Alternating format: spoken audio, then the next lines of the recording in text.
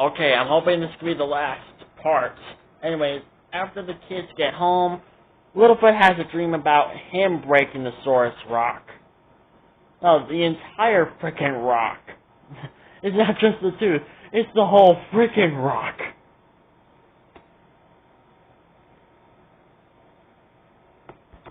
And, of course, Littlefoot asks that if it was true to his grandfather, that if something happened to Saurus Rock, or someone broke it, could bad luck ever happen to the Great Valley? And all he has to say is, it's just a story. It's just a story.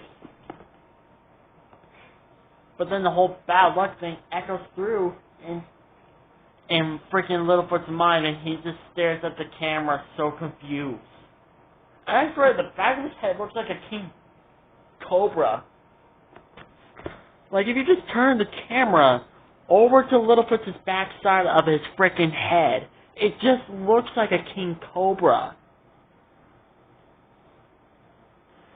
Anyways, in the morning, Littlefoot's talking to Petrie, Ducky, and Spike and Sarah about bad luck. Both Ducky and Spike got stung by frickin' wasps.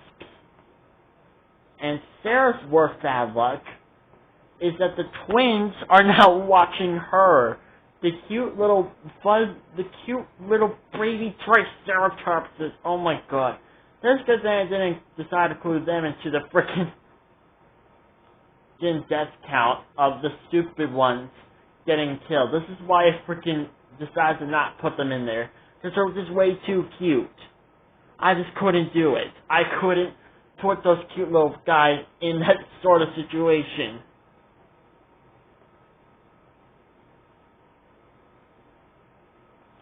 Oh, and also, can we just go back to the lost scene real quick? For some odd reason, Ducky was just glaring at Spike. I'm just saying, come on, get going, come on, move it, move it. Like, that was just so confused, like, why are you so angry, Ducky?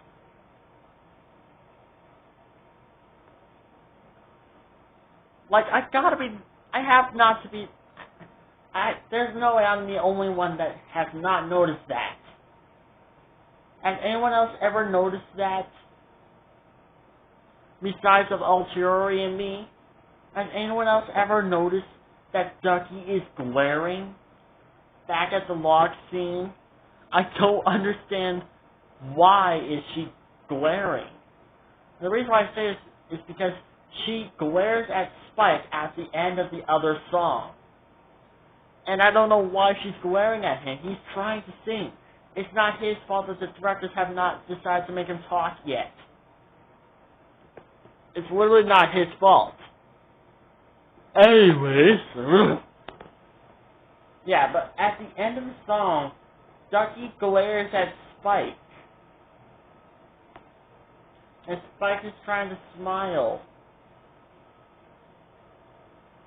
Because all he's been doing through the entire song was just doing something like this. You can't blame him. It's not his fault. The directors have not made him to talk yet, Ducky. As a matter of fact, why is Spike even staying with you? You just freaking found him as an egg, and you just freaking claimed him as your brother. First, it had to go over through... that was the conversation they had to go over with your parents.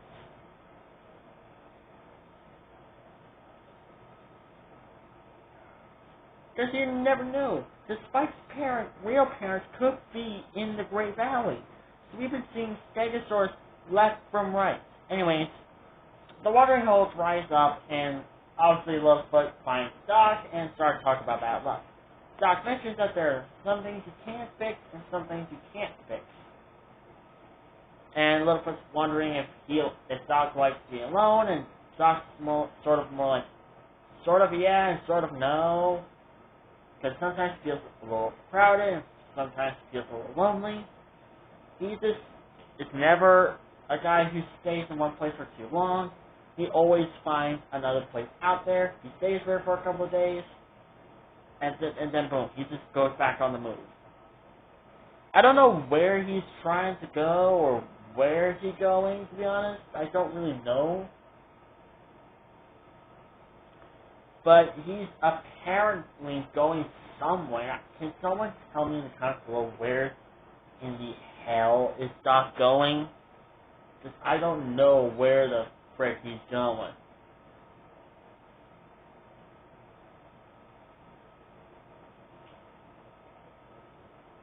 Is he like trying to find a herd of his own kind, or what? Can someone just help me figure this little puzzle out, please? Anyways, and you can see Littlefoot's grandfather in the background. He's kind of more like sort of jealous at Doc, because Littlefoot's now hanging out with him more often.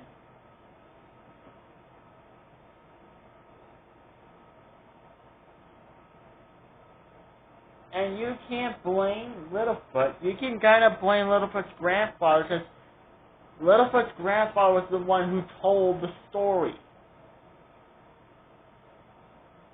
And you can't blame Littlefoot for thinking Doc is the lone dinosaur. You told a story about it.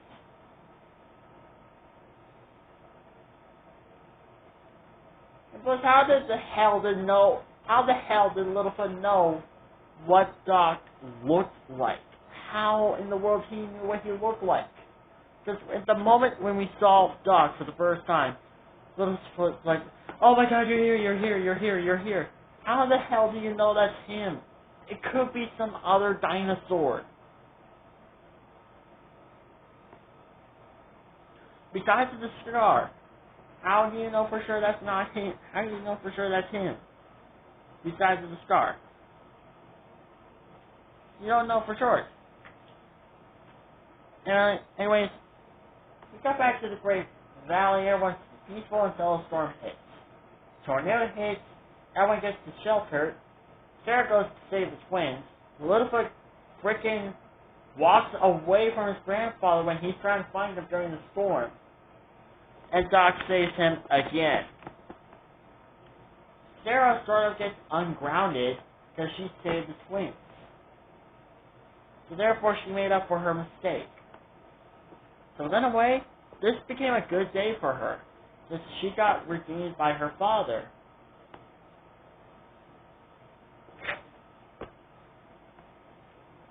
Anyways, everyone starts assuming that Doc brought bad luck to the Great Valley. When Littlefoot's like, "No, he did not, he did not, he did not." And this is the first time I ever saw him start talking back to the grown-ups like that. Because it was just kind of shocking, because Littlefoot has not ever talked to the grown-ups like that. And I was actually kind of shocked myself, to be honest. Anyways, everyone continues to clean up the Great Valley. Littlefoot and Sarah get into another fight, sort of. And Littlefoot decides to find a way to make sure that Doc will stay. But he has no idea. It's how Doc has been like for the good majority of his life. Doc has always been a lone wolf, Littlefoot. Don't you understand that? He likes to be alone. There's nothing wrong with that. You can't just make someone stay just because they don't want to stay. Littlefoot has the idea to get the tooth off of the dead Allosaurus, what he thinks is dead. Littlefoot's friends go to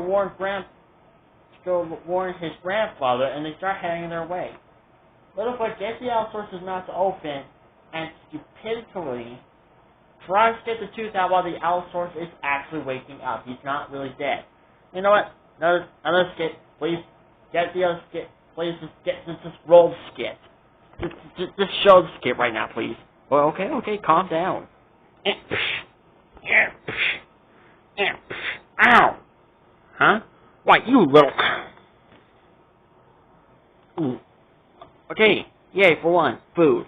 For two, ow! That was my good tooth. Ow! That was a gift from my mother, you idiot. Anyways, Littlefoot gets a breeze from the dead T-Rex. From the dead Allosaurus, sorry, I almost called it a T-Rex. Anyways, And he finds out the Allosaurus is still alive. The Allosaurus gains chase, and, well, apparently, there's a T-Rex that kind of looks like identical to the one from the beginning of the story, except it's a bit more brighter. It's a bit more bright, darker green. Because the first T-Rex we saw was a bit more darker green. This one looks a bit more lighter green.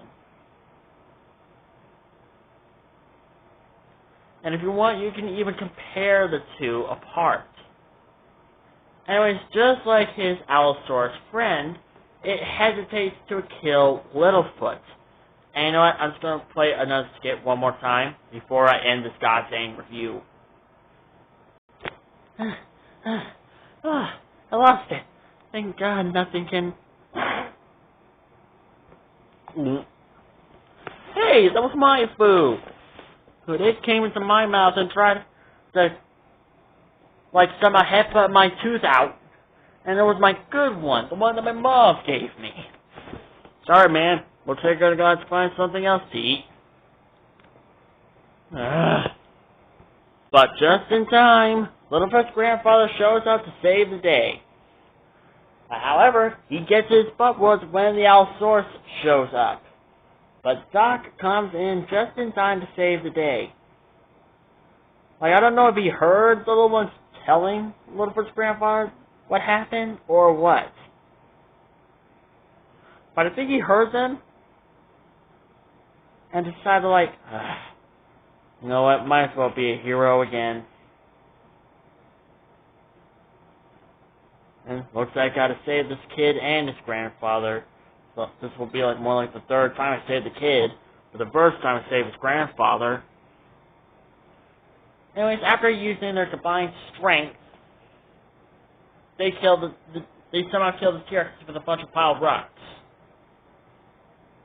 And of course, Littlefoot's grandfather said that it's a good thing that Allosaurus and T-Rex are not really smart. However, that's complete bullcrap. It's you guys who are not really smart.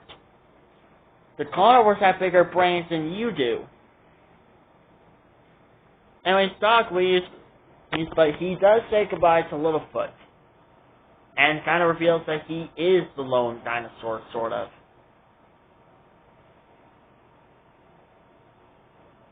And Littlefoot kind of says, don't go too far, we might need a hero. And then away, Doc reveals that he's not the hero this time. It's his grandfather who's the real hero. And Littlefoot is kind of thankful for that. And just like that, Doc leaves, but he does return in the series. They put the tooth on Source Rock, and Littlefoot thanks his grandfather for being his hero. And Littlefoot's grandfather's kind of happy. Therefore, the end. Because, well, well, we get a happy ever ending. Also, I didn't mention the song, but I didn't really care. So do I really look like I care? No, I do not look like I care. Anyways, I give this movie 0 golden T-Rex stars out of 10. The plotline made no sense. The storyline made no sense. The only character I tolerated was Doc. That's it. Goodbye. Thank you. Thank you. Goodbye. Goodbye. This is like the first time I made a 4th part for my review series, my dinosaur marathon, week, month, whatever.